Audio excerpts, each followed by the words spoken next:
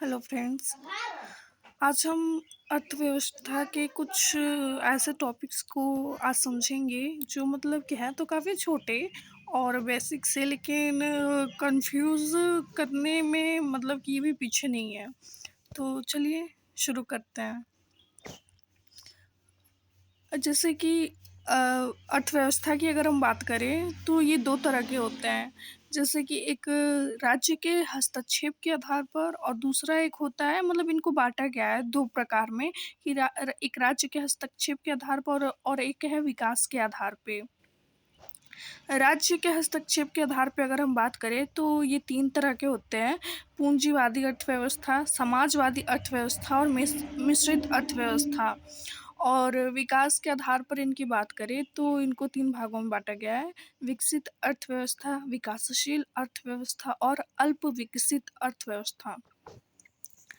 और इनमें अगर हम पूंजीवादी अर्थव्यवस्था की बात करें जो कि राज्य के हस्तक्षेप के आधार पर ये आते हैं, तो इनमें हैं, इनके अन्य नाम भी हैं, जैसे कि अनियंत्रित या बाजार अर्थव्यवस्था, यानी कि ये अ, मतलब कि बाजार बाजार के ऊपर ये डिपेंड करते हैं। और अर्थव्यवस्था में सरकार का हस्तक्षेप इसमें न्यूनतम होता है। ये ज़्यादातर बाजार पे ही डिपेंड रहते हैं और बाजार की शक्तियों द्वारा संचालित अर्थव्यवस्था है ये। बाजार द्वारा उत्पादन की प्रकृति और मात्रा का निर्धारण, बाजार के लाभ पर आधारित अर्थव्यवस्था और सामाजिक अथवा लोक कल्याण का पुटगौण। समाजवादी अर्थव्यवस्था की अगर हम बात करें तो इसका अन्य नाम है नियंत्रित या योजनागत अर्थव्यवस्था। फ्रेंड्स, क्या होता है ना, समाजवादी अर्थव्यवस्था में क्या करती है गवर्नमेंट की, वो सबको समान कर देती है।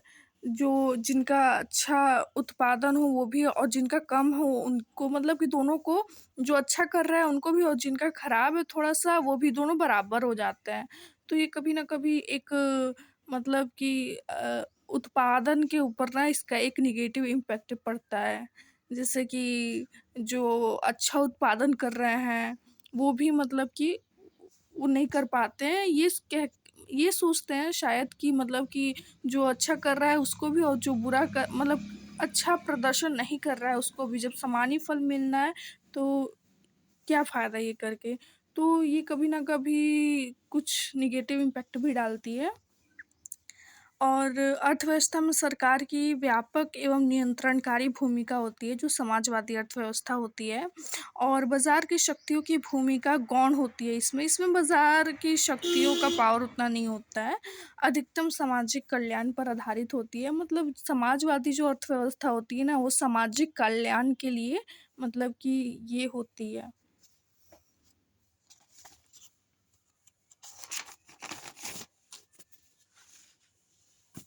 जैसे कि अगर एग्जाम्पल्स देखा जाए तो इसमें उत्तर कोरिया, क्यूबा, चीन जैसे देश की अर्थव्यवस्था जो होती है वो समाजवादी अर्थव्यवस्था होती है। अब बात करते हैं हम मिश्रित अर्थव्यवस्था की। तो पूंजीवादी और समाजवादी दोनों ही प्रकार की अर्थव्यवस्था होती है ये। इसमें पूंजीवादी और समाजवादी दोनों को मिला दिया जाता है। सरकार के साथ ही बाजार की शक्तियों की भूमिका होती है इसमें। बाजार की गतिविधियां राज्य द्वारा लोक कल्याण के संदर्भ में नियमित, विशेषकर 1991 के नवीन सुधारों के दिन।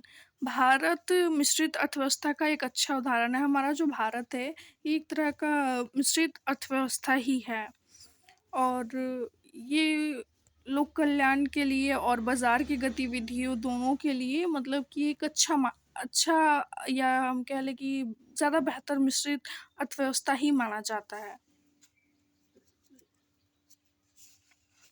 Okay friends, thank you. Video अच्छी लगी तो लाइक करें, शेयर करें एंड सब्सक्राइब करें।